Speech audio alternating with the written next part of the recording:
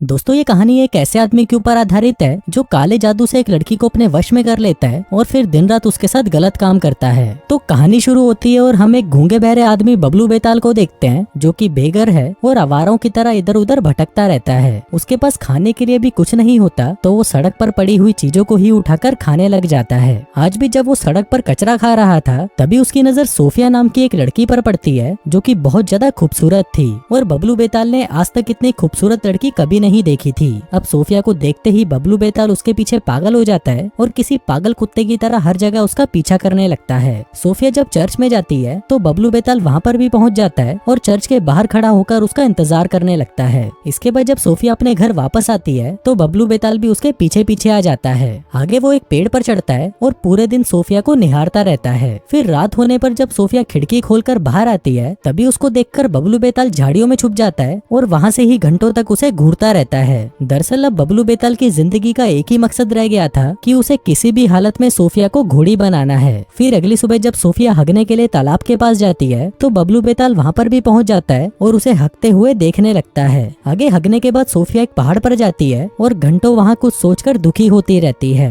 दरअसल कुछ महीनों पहले ही सोफिया ने अपनी माँ को खो दिया था और इसी वजह से वो उनको याद करके उदास होती रहती थी। फिर उसी रात जब सोफिया अपने घर पर सो रही थी तभी बबलू बेताल उसके कमरे में आ जाता है। पहले तो वो बहुत देर तक उसे घूरता रहता है जिसके बाद वो एक तितली को उसके सर पर रख देता है और फिर उसके पूरे घर में घूमने लगता है। दरअसल वो ये देखना चाहता था कि सोफिया पूरे दिन अपने घर में क्या क्या करती है और कहाँ कहाँ जाती है। अब थोड़ी देर वहाँ पर घूमने के बाद वो वापस बाहर आ जाता है और झाड़ियों में जाकर छुप जाता है। अगले दिन वो सोफिया के घर का दरवाजा खटखटाता है ताकि सुबह सुबह वो उसकी ले सके, पर तभी वो दरवाजा सोफिया का बाप खोलता है। उसको लगता है कि बबलू बेताल कोई भिखारी है इसलिए उसको बबलू बेताल पर दया आ जाती है। फिर वो उसे घर के अंदर ले आता है और अपनी मेड से कहता है कि इस भिखारी के लिए कुछ खाना लेकर आओ। इसी दौरान बबलू बेताल उसकी लाइब्रेरी में चला जाता है और वहाँ पर रखी किताबों को छूने लगता है। दरअसल वो उसके बाप से कुछ कहना चाहता था लेकिन उस बुड्ढे को कुछ समझ नहीं आता कि वो उससे क्या कहना चाह रहा है। तभी बबलू बेताल एक पेपर पर कुछ लिखने लगता है। दरअसल वो ये बताना चाहता था कि मेरे पास जादुई शक्तियाँ हैं, लेकिन उस बुड्ढे को उसकी बात समझ नहीं आती और वो उसे खाना खिलाने के लिए अपने ड्राइंग रूम में ले जाता है। वहीं पर सोफिया भी बैठी थी जो कि काफी उदास लग रही थी। अब बबलू बेताल उसके सामने ही बैठकर खाना खाने लगता है लेकिन सोफिया उसको देखती तक नहीं। इसी दौरान वहाँ पर पॉल नाम का एक लड़का आता है जिसकी कुछ ही दिनों में सोफिया से शादी होने वाली थी, लेकिन सोफिया को पॉल बिल्कुल भी पसंद नहीं था और वो उससे शादी नहीं करना चाहती थी। आगे पॉल सोफिया से बात करने की कोशिश करता है लेकिन सोफिया उसको इग्नोर करती है और जानबूझकर बबलू बेताल की तरफ देखने लग जाती है। इसी दौरान सोफिया का बाप उस पेपर को लेकर आता है जिस पर बबलू बेताल ने कुछ लिखा हुआ था। फिर उसको पढ़ने पर उनको पता चलता है कि बबलू बेताल ने उसमें भविष्य में होने वाली बीमारियों के बारे में लिखा था, जैसे कि भविष्य में कोरोना से बहुत से लोग मरने वाले हैं और मोदी जी पूरे देश में लॉकडाउन लगा देंगे। अब ये पढ़ते ही उन सभी की फटकर 64 हो जाती है। आगे बबलू बेताल लिखता है कि मैं एक खूबसूरत औरत से शादी करूंगा जो कि 15 खूबसूरत बच्चों को जन्म देगी। दरअसल वो यहाँ पर अपनी और सोफिया की बात कर रहा था, लेकिन वहीं बाकी के लोगों को ये बात समझ नहीं आती और उनको लगता है कि ये तो बस मोदी जी की तरह लंबी लंबी फेंक रहा है। लेकिन तभी अपने जादू का नमूना दिखाने के लिए बबलू बेताल एक चाकू उठाता है और उसे एक अंगूठी में बदल देता है। अब ये देखकर वो सभी लोग हैरान रह जाते हैं कि ये हुआ कैसे।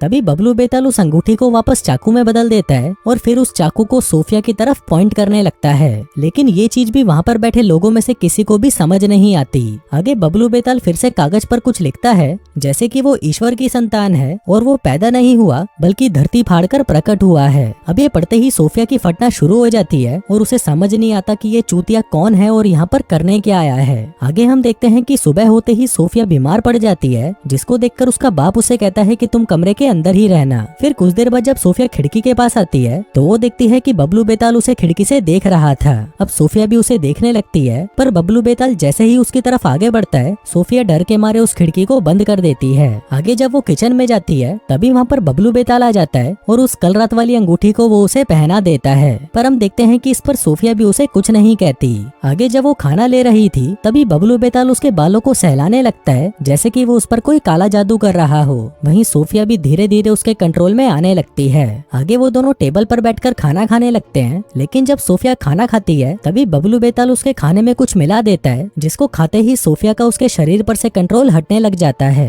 आगे वो खड़ी होती है और अपने सारे कपड़े उतार देती है। तभी बबलू बेताल कुत्ते की तरह उस पर टूट पड़ता है और उसके साथ दबाकर मजदूरी करने लगता है। कुछ देर बाद जब सोफिया को होश आता है तो वो समझ जाती है कि उसके साथ कुछ तो गलत हुआ है। आगे वो बबलू बेताल को गालियां देकर वहाँ से भगा देती है और अपने कमरे में जाकर नहाने लगती है। फिर तैयार होकर वो जैसे ही किचन की सफाई करने आती है तभी उसे एहसास होता है कि वो बबलू बेताल का घोड़ा फिर से लेना चाहती है। अब वो ये करना तो नहीं चाहती थी, लेकिन फिर भी वो बबलू बेताल के पीछे जाने लगती है। आगे वो दोनों जंगल में होते हुए एक घर में जाते हैं। इस घर में एक छोटा सा परिवार रहता था जिसमें आदमी का नाम जोसेफ था और औरत का नाम मैरी, और उन दोनों के एक बेटा और बेटी थी। फिर जब वो दोनों घर के अंदर जाते हैं तो सोफिया कांपने लगती है। अब ये देखकर उनको लगता है कि सोफिया की तबीयत खराब है तो वो उसको संभालने लगते हैं। आगे सभी बैठकर खाना खाने लगते हैं, जिस दौरान बबलू बेताल उनको अपना जादू दिखाने लगता है। वहीं सोफिया अभी भी कांप रही थी।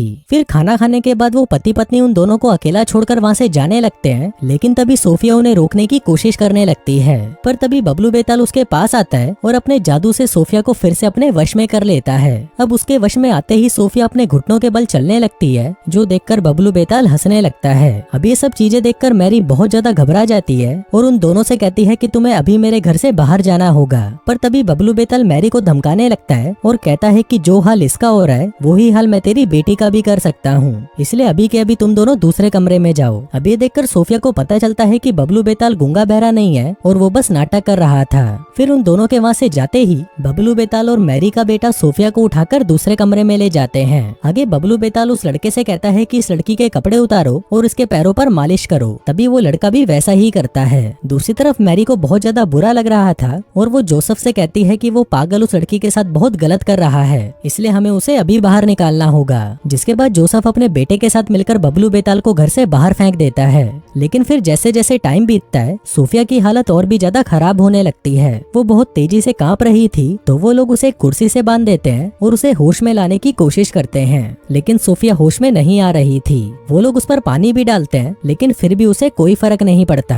अब धीरे धीरे वो लोग भी समझ जाते हैं कि अगर उन्होंने इसे ऐसे ही बांध कर रखा तो इसकी मौत भी हो सकती है। अब आखिर में इन्हें बबलू बेताल को वापस अंदर बुलाना ही पड़ता है। तभी बबलू बेताल जैसे ही सोफिया के सर पर हाथ फेरता है सोफिया वापस नॉर्मल हो जाती है। जिसके बाद वो सोफिया को लेकर वहाँ से चला जाता है। आगे ये दोनों एक जंगल में जाते हैं जहाँ पर बबलू बेताल ने पहले से ही आग जलाकर रखी थी। सोफिया वहाँ पर बैठ जाती है और बबलू बेताल शिकार पर चला जाता है। थोड़ी देर बाद वो एक खरगोश को मार कर लाता है और सोफिया से कहता है कि खाओ इसे, लेकिन सोफिया इसके लिए मना कर देती है और वहाँ से जाने लगती है। लेकिन बबलू बेताल को इससे कोई फर्क नहीं पड़ता और वो वहीं उस खरगोश को पकाता है और उसे खाने लगता है। फिर थोड़ी देर बाद वो देखता है कि सोफिया यहाँ पर वापस आ चुकी है। तभी बबलू बेताल फिर से उस पर अपना जादू करता है, जिससे सोफिया अपना होश खो देती है। जिसके बाद वो उसके साथ पूरी रात दबाकर मजदूरी करता है। फिर अगली सुबह सोफिया की जैसे ही आँख खुलती है वो भागकर एक झील के पास जाती है और अपने आप को साफ करने लगती है। जिसके बाद वो दोनों फिर से आगे बढ़ते हैं। रास्ते में सोफिया बबलू बेताल से बहुत से सवाल पूछती है, लेकिन बबलू बेताल उसे कोई जवाब नहीं देता। फिर जैसे ही रात हो जाती है बबलू बेताल फिर से उसकी टांगे उठा देता है। सुबह होते ही सोफिया वहाँ से भागने लगती है ताकि वो किसी की मदद ले सके। इसी दौरान उसे एक बूढ़ा आदमी दिखाई देता है। सोफिया उसकी मदद मांगती है, लेकिन उस बूढ़े आदमी को कुछ भी समझ नहीं आ रहा था कि सोफिया को हुआ क्या है, इसलिए वो वहाँ से चला जाता है। थोड़ी देर बाद सोफिया भी वापस आ जाती है और अब वो समझ चुकी थी कि ऐसे वो बबलू बेताल से नहीं बच सकती, इसलिए उसे एक प्लान बनाना होगा। जिसके बाद हम देखते हैं कि अब वो अपनी इच्छा से बबलू बेताल के साथ रहने लग जाती है। वहीं बबलू बेताल भी इसका पूरा फायदा उठाता है और हर रात उसके कुएं में अपना पानी भरता है। वहीं सोफिया भी अब उसे किसी भी चीज के लिए मना नहीं करती, क्योंकि उसे पता था कि वो उससे लड़ नहीं सकती, इसलिए वो बस सही वक्त का इंतजार कर रही है और जैसे ही उसे मौका मिलेगा वो इसके पिछवाड़े में डंडा देकर यहाँ से निकल जाएगी। अब वो लोग जैसे ही आगे बढ़ रहे थे तभी कुछ चोर आकर इन पर हमला कर देते हैं और बबलू बेताल का बैग लेकर वहाँ से भाग जाते हैं। इसी दौरान बबलू बेताल को चोट लग जाती है और वो नदी के पास जाकर अपने घाव को साफ करने लगता है। वहीं सोफिया भी उसे देख रही थी और वो ये देखकर सोचने लगती है कि बबलू बेताल कोई ईश्वर की संतान नहीं है और इसे भी बाकी लोगों की तरह मारा जा सकता है। आगे जब ये लोग जंगल से बाहर आते हैं तभी ये देखते हैं कि पास ही में ही एक शादी हो रही थी। अब ये लोग भी उस शादी में चले जाते हैं और खूब दबाकर खाने पीने लगते हैं। आगे सोफिया और बबलू बेताल साथ में डांस करने लगते हैं और फिर डांस के दौरान सोफिया उसे किस कर लेती है ताकि बबलू बेताल को ये भरोसा हो जाए कि सोफिया उससे प्यार करती है। रात को ये दोनों फिर से दबा दबा कर संभोग करते हैं और फिर सुबह होते ही सोफिया मौका देखकर वहाँ से भाग निकलती है। वहीं पास में उसे एक घर दिखाई देता है तो वो जोर जोर से उसका दरवाजा पीटती है। तभी घर में से दो लोग बाहर निकलते हैं और सोफिया को अंदर ले जाते हैं। फिर अंदर आते ही सोफिया उन्हें बताती है कि एक पागल लंबड़ मेरे पीछे पड़ा है और वो दिन रात मुझे घोड़ी बनाकर मेरा इस्तेमाल करता है। पर तभी वो दोनों आदमी उसे शराब पिला देते हैं और उसे अपने बेडरूम में बंद कर देते हैं। वहीं दूसरी तरफ बबलू बेताल सोफिया को हर तरफ ढूंढने लगता है और तभी उसे वो घर दिखाई देता है जहाँ पर सोफिया कैद थी। फिर वो उस घर के अंदर जाता है और सोफिया से कहता है कि तुमको पता भी है कि ये आदमी तुम्हारे साथ क्या करने वाले हैं, तुम सिर्फ मेरे साथ सेफ हो। जो कहकर वो सोफिया को वहाँ से भगा ले जाता है। आगे ये दोनों एक झील के पास जाते हैं और उसके अंदर नहाने लगते हैं। फिर नहाने के बाद सोफिया एक पहाड़ पर चढ़ जाती है और बबलू बेताल से कहती है कि मैं यहाँ से कूदने वाली हूँ और अगर तुम ईश्वर की संतान हो तो तुम मुझे बचा लेना। जो कहकर वो कूदने ही लगती है पर तभी बबलू बेताल उसे पीछे खींच लेता है। अब ये देखकर सोफिया उस पर हंसने लगती है और कहती है कि तुम बस एक ढोंगी आदमी हो और कुछ नहीं। अब ये बात बबलू बेताल को बहुत बुरी लग जाती है और वो दूर जाकर रोने लगता है। फिर जब सोफिया उसे रोते हुए दिखती है तो वो समझ जाती है कि उसका प्लान सही जा रहा है, जैसा वो चाहती थी वैसा ही हो रहा है। अगले दिन बबलू बेताल सोफिया को एक लोहार के पास लेकर जाता है और उसे कहता है कि ये मेरी गर्लफ्रेंड है। सोफिया पूछती है कि क्या ये तुम्हारा बाप है, लेकिन बबलू बेताल उसे कोई जवाब नहीं देता, जिसके बाद ये लोग वापस चलना शुरू कर देते हैं। फिर अगले दिन हम देखते हैं कि बबलू बेताल की हालत और भी ज्यादा खराब होने लगी थी। उसके हाथ पर जो जख्म था उसका इन्फेक्शन बढ़ता जा रहा था। साथ ही उसे सोफिया पर भी भरोसा होने लगा था कि वो उसे कभी भी छोड़कर नहीं जाएगी। तभी सोफिया उसे कहती है कि हमें तुम्हारे जख्म का इलाज करना होगा, नहीं तो तुम टपक जाओगे। जिसके बाद वो दोनों फिर से आगे बढ़ने लगते हैं। इसी दौरान बीच में अगर इन्हें कोई जगह मिलती तो ये वहाँ पर बैठकर आराम करने लगते। अब बबलू बेताल की हालत और भी ज्यादा खराब होने लगी थी। तभी सोफिया उसे कहती है कि हमें किसी डॉक्टर के पास जाना चाहिए। अब बबलू बेताल भी उसकी बात मान जाता है और ये दोनों एक डॉक्टर के पास आ जाते हैं। आगे जब डॉक्टर बबलू बेताल का इलाज कर रहा था तभी वहाँ पर पुलिस वाले आ जाते हैं जो कि सोफिया को पहले से जानते थे। वो तुरंत बबलू बेताल को गिरफ्तार कर लेते हैं। अब ये देखकर बबलू बेताल भी समझ जाता है कि ये सारी प्लानिंग सोफिया की थी। वो सोफिया पर चिल्लाने लगता है कि तुमने मुझे धोखा दिया है, पर पुलिस वाले उसे पकड़कर अपने साथ ले जाते हैं। आगे सोफिया को उसके बाप के पास छोड़ दिया जाता है और सोफिया को देखकर उसका बाप बहुत खुश होता है। वहीं बबलू बेताल को डिटेंशन सेंटर भेज दिया जाता है। आगे उसे वहाँ का कैप्टन बुलाता है और उसे कहता है कि तुम्हारे ऊपर बहुत सारे इल्जाम लगे हैं, जैसे कि पहले तुमने एक लड़की को किडनैप किया और फिर दिन रात उसके साथ मजदूरी करी और तुमने उस लड़की पर कोई काला जादू भी किया था। बबलू बेताल कहता है कि मैंने उस लड़की पर कोई जादू नहीं किया था। जब मैं उस लड़की से मिला था तो वो अकेली थी और उदास भी, इसलिए वो जानबूझकर मेरे साथ आई थी। कैप्टन कहता है कि तुम पर आरोप है कि तुम लड़कियों पर जादू करते हो। हमें गवाह के तौर पर एक परिवार मिला है जिनके घर पर भी तुमने ये सब नाटक किया था। उन लोगों ने हमें साफ साफ बताया है कि तुमने उस लड़की पर जादू किया था, लेकिन बबलू बेताल उसे मना कर देता है और कहता है कि मैं बेकसूर हूँ। आगे वहाँ पर सोफिया को बुलाया जाता है और फिर कैप्टन उससे पूछता है कि क्या तुम अपनी मर्जी से उस आदमी के साथ गई थी, जिस पर सोफिया कहती है कि नहीं, वो आदमी मुझे जबरदस्ती लेकर गया था। आगे कैप्टन उसे वो अंगूठी दिखाता है और उसे पूछता है कि क्या तुम इसे पहचानती हो, लेकिन सोफिया उसे कोई जवाब नहीं देती। कैप्टन उसे कहता है कि अगर तुम हमें कुछ बताओगी नहीं तो मजबूरन हमें उसे छोड़ना पड़ेगा। तभी सोफिया उसे कहती है कि मैं अपनी मर्जी से उसके साथ नहीं गई थी, वो मुझे जबरदस्ती अपने साथ ले गया था और हर रात को वो मेरे साथ गंदे काम करता था।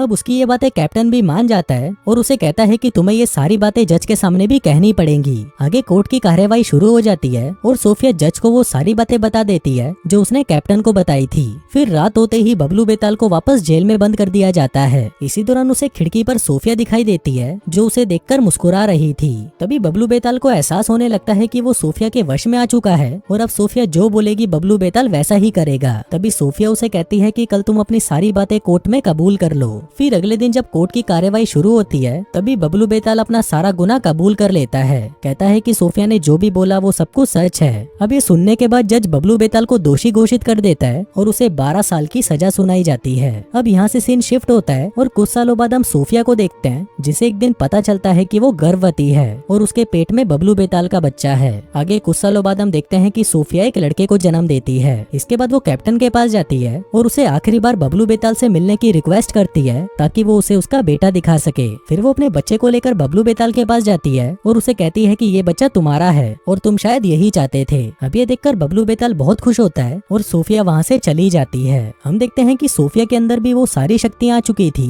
जो बबलू बेताल में थी, मतलब कि अब वो भी किसी को भी अपने वश में कर सकती थी। और दोस्तों इसी के साथ ही ये कहानी यहीं खत्म